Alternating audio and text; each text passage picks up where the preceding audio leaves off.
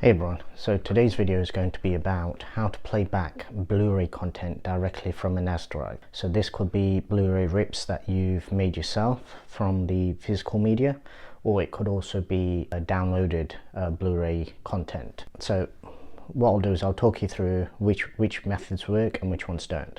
So the first thing you need to do is come across to Photo and Video.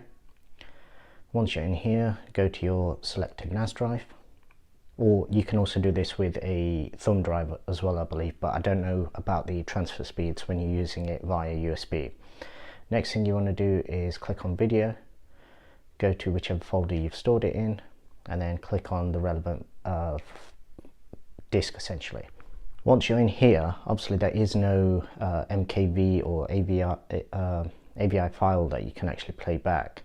So what we do is we go into BDMV, and then we want to come down to stream. Now the ones that work in here, in this folder, what you'll find is you'll find a load of files. Now the ones that work are the ones where you'll have one very large file. So as you can see from this file sizing on these, you've got megabytes, this one's kilobytes, so that's virtually nothing. Megabytes, even that, it's probably just a not splash screen, but the intros that you get in various different languages.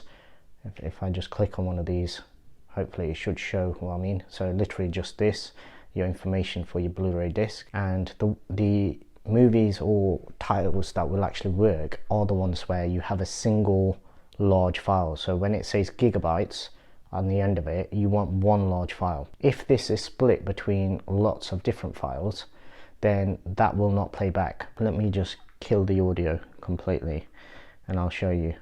And so this is a .m2s, and as you can see, if I just come right back to start, it will play back perfectly fine.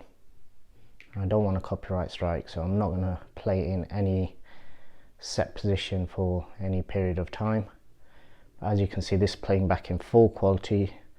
What I'll do is I'll just pause it, and what you can also do is I'll just explain. So bottom right hand corner, if you click on the three dots, that gives you additional options, and if you come across to this one, you can also choose the audio track as well. Generally on Blu-rays, your top one is, if the actual file comes in Atmos, your top one will be Atmos 7.1, so that will be the preferred audio.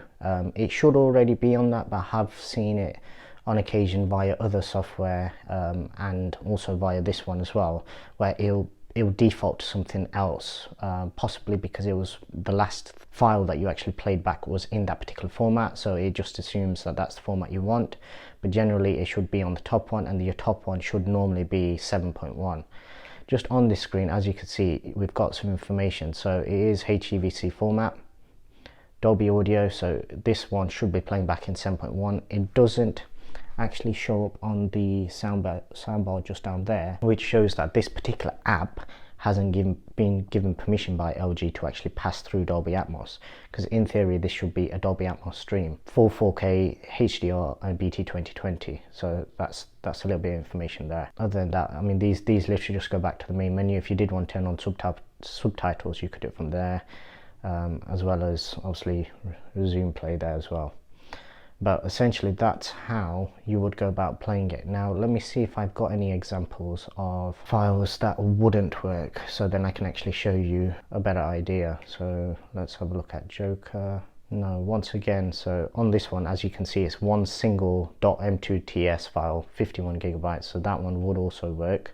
Generally what you're looking for is, if it's like this and you've got one very large file, then it will play back perfectly fine. It's only when they have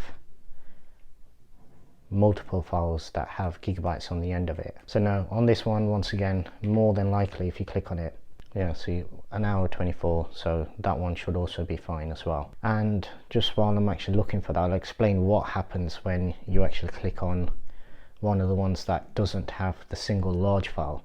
Essentially these are all individual clips, and what usually happens is your Blu-ray player will actually, it won't actually play these directly. Your Blu-ray player will do is it'll come into playlist, and it'll actually be able to recognize the files in here. Even though it says there's nothing in here, there are actually files in here. with playlist files, and your Blu-ray player can determine which playlist it needs to select. What it will then do is it will pull the files in the correct order. The problem with these files is, say for example, if all of these were gigabyte files, essentially what would happen is if you were to just click on the first one and start playing, your movie would be out of order because it wouldn't necessarily be sorted in the correct order. I have in the past actually experienced this where, yeah, see, once again, single 56 gigabyte file. Okay, that's strange. I'm not sure why this one has no audio on it. That would suggest possibly another file. See, this would be a perfect example. So it would literally just start up inside the movie at a random place like this, and if we just click onto this, same thing again. No, it's not actually giving us audio pass through. So as you can see, sometimes it works, sometimes it doesn't, but essentially what it's giving you the option of is playing directly on the built-in app, as opposed to using a third-party device. The need for that actually goes away. It doesn't always work, it's not perfect, but obviously there's a quick way that you can test to see if it does work. If it does work, the movies that I have actually tested it on, the audio is actually very, very good, because even though it's not being officially passed through with that Birds of Prey, for example, the audio panning left, right, rear speakers, your Atmos, all the effects were there. It just wasn't actually showing up on the soundbar itself as being Dolby Atmos. So that's a quick little tip for you today. As always, if you did like the video, please give us a thumbs up. If you haven't already done so, please subscribe, and also hit the bell icon to be notified about any upcoming videos. As always, thanks for watching.